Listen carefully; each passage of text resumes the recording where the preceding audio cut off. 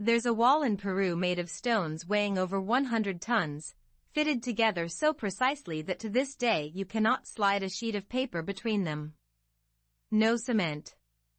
No mortar. Every block has a different shape, with rounded corners, and still locks into its neighbor like a living jigsaw puzzle. And the people who did this had no iron, no wheel, and left behind not a single blueprint. This is the Mystery Archive, SACSAYHUAMAN, the Inca fortress above Cusco. Today I separate what science has already explained, because it explains a lot, from what remains a genuine engineering enigma. Open the file with me. First, where we are. SACSAYHUAMAN sits at over 3,700 meters of altitude, on a hill overlooking Cusco, the ancient capital of the Inca Empire. Seen from above, the city was laid out in the shape of a puma, the sacred animal, and SACSAYHUAMAN was the head of the beast, its zigzag walls forming the teeth. It wasn't just a fortress, it was a temple, a ceremonial center, and a symbol of Inca power carved into stone. Now, the part that drops any engineer's jaw. The walls are built from limestone and andesite blocks, and the largest exceed 100 tons, with some approaching 300.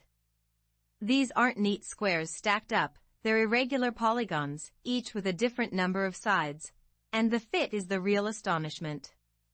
The joints are so tight a knife blade won't enter. The corners are slightly rounded, giving the walls an almost organic look, as if the stones had been softened and molded by hand. For centuries, that perfection fed legends, from stones melted by a magical plant to outright supernatural intervention. Add to that the resilience. Cusco sits in a region of violent earthquakes. Spanish colonial buildings raised on top of or beside these walls have collapsed repeatedly over the centuries. The Inca walls? Still standing, essentially intact, after more than 500 years. The secret is in the fit. During a tremor, the blocks shift slightly and settle back instead of cracking. It's earthquake engineering, invented centuries before the concept existed. So let's go to what science does answer, because it answers plenty. How did they cut stone that hard without iron? The likely answer, with hammerstones of even harder rock, like hematite, striking patiently, and using sand and water as an abrasive to smooth the surface. It's slow, brutal, trial-and-fit work, but entirely human, and partly reproduced by experimental archaeologists.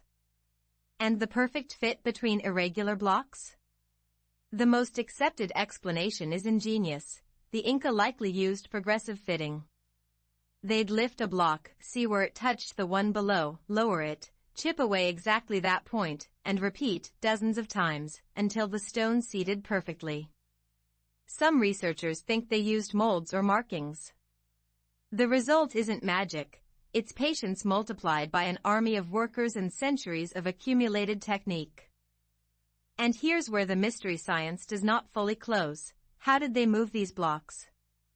The most likely quarry for some of them sits kilometers away, across rough mountain terrain at nearly 4,000 meters. Moving 100 tons uphill, with no wheel, no draft animals strong enough, no metal pulleys, that remains a logistical enigma. Spanish chronicles speak of thousands of men, ropes, and earthen ramps. Plausible. But nobody has reproduced the full feat at real scale. The Spanish themselves, arriving in the 16th century, were stunned. Chroniclers of the era wrote that the fortress was so impressive it did not look like the work of men, and that even they, with all of European engineering, wouldn't know how to build such a thing. Cruel detail, it was the Spanish who dismantled much of SACSAYHUAMAN, using the smaller stones to build the churches and houses of Cusco. What you see today is a fraction of what existed. The blocks that survived are the ones too big to steal. We have to confront the legend, because SACSAYHUAMAN is a darling of ancient aliens programming. The claim is always the same: primitive humans couldn't have done this. And that's both offensive and wrong. Offensive because it robs the credit from one of history's greatest engineering civilizations, the Inca, who built roads spanning thousands of kilometers and cities in the clouds. Wrong, because every technique, the abrasive, the progressive fitting, the mass labor, has a real basis. It didn't need a spacecraft. It needed Inca genius. The name carries poetry too. SACSAYHUAMAN is often popularly rendered as something close to satisfied falcon, and associated with the head of the sacred puma. And there's the pun every Cusco guide loves.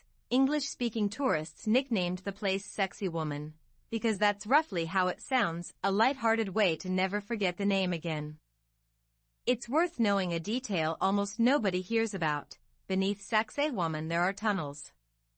The so-called chincanas, underground passages carved into the rock, some known and visitable, others which legend says connect the fortress directly to the center of Cusco, more than 2 kilometers away.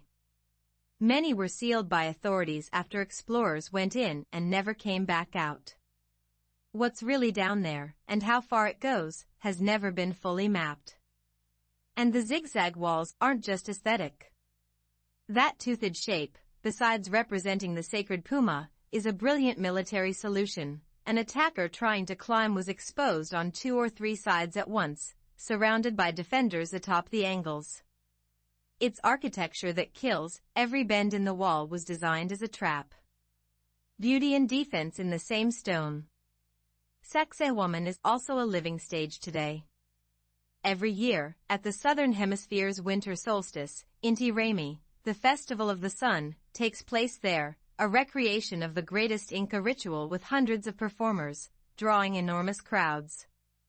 The site never became merely a ruin, it remains a spiritual heart of the Andes, exactly as the Inca planned, with walls aligned to frame the sunrise on sacred dates. To put Inca engineering in context beyond SACSAYHUAMAN, the same people built Machu Picchu in the clouds, the fortress of Ollantaytambo with blocks hauled from a mountain across the valley, and a road network, the Capac Nan, stretching more than 30,000 kilometers across deserts, mountains, and jungle. SACSAYHUAMAN isn't an isolated miracle, it's the signature of a civilization that thought and built on a continental scale. The scoreboard of facts. Confirmed, the walls are real, with blocks up to nearly 300 tons fitted without mortar to millimeter precision. They were built by the Inca around the 15th century. The percussion and abrasion cutting technique is reproducible, and the fit delivers seismic resistance that humiliates modern construction. None of it depends on aliens. Still open, the exact logistics of hauling giant blocks across kilometers of mountain, and how long, precisely, it took to raise it all, estimates range from decades to over a century, with tens of thousands of workers rotating through. Each new excavation reveals more buried foundations. What's visible may be only the tip of a far larger complex beneath the soil of Cusco. And here's a figure that humbles our own era. Raising SACSAYHUAMAN is estimated to have occupied tens of thousands of workers over several decades, rotating through a collective labor system called mita. No money, no slavery in the classical sense, but a social organization capable of coordinating multitudes across generations around a single project. The real secret of SACSAYHUAMAN may not be the stone. It's the Inca capacity to organize people, which we still envy. My verdict for this file: SACSAYHUAMAN isn't evidence of aliens, it's evidence of how brutally we underestimate the ancient peoples of the Americas. An Andean empire, on the roof of the world, without iron and without alphabetic writing, cut and fitted 100-ton stone with laser precision and built a wall that laughs at earthquakes 5 centuries on. The real mystery isn't who helped them. It's how, once again, knowledge this advanced was nearly lost, and why it took the world so long to believe human hands made it. And you? Does the Inca engineering explanation close the case for you? Or does moving 300 tons up a mountain still leave a doubt? And why do you think we keep doubting the ancient peoples of the Americas? Leave your verdict in the comments. Subscribe and hit the bell, a new mystery every day, and a full file every week. The archive never really closes.